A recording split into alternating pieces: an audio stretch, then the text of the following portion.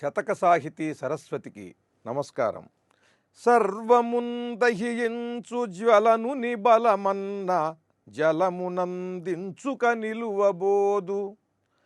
జ్వలను నొంచిన జలశక్తి ఎంతయున్ సూర్యుని కన్నెత్తి చూడలేదు. ఉదకంబు నింకించు ఉష్ణకరుని తేజము అరయ మేఘుని చేత అడ్డుపడును.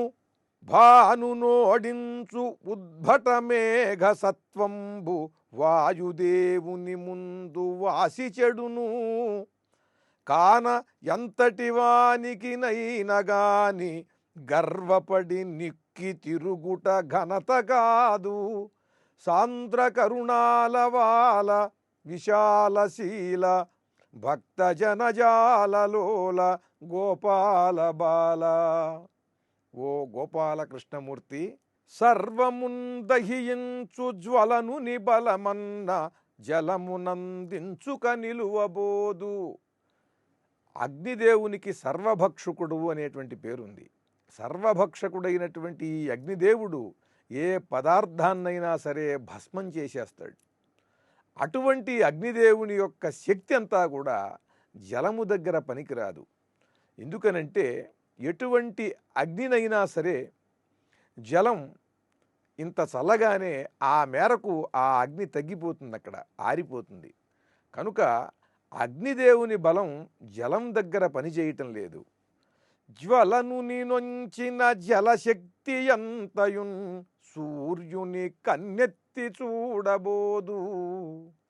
ఈ అగ్నిదేవుణ్ణి ఉంచినటువంటి ఈ జలశక్తి, ఈ నదిలో ఉన్న జలం, ఆ సముద్ర జలం, అది సూర్యుని కన్నెత్తి చూడలేదు.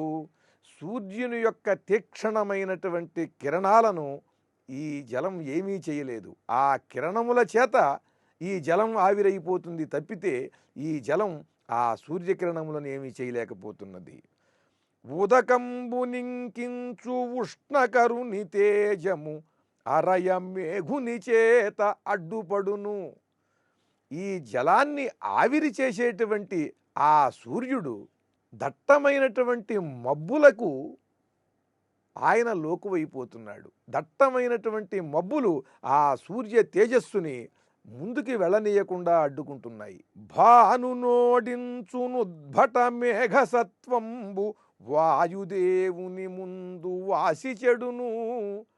ఆ సూర్యుని కాంతిని వెలవెలబోయేలా చేసి అడ్డుపడేటువంటి ఆ మేఘపటలమును మొత్తము కూడా వాయుదేవుడు గట్టిగా గనక వీచినట్లయితే వెలవెలబోయి పలచనైపోయి ఆ మేఘాలన్నీ చెల్లాచెదరైపోతున్నాయి. కనుక అగ్నిదేవుని శక్తి జలం దగ్గర పనిచేయటం లేదు. ఈ జలములో ఉన్న శక్తి సూర్యుని దగ్గర పనిచేయటం లేదు.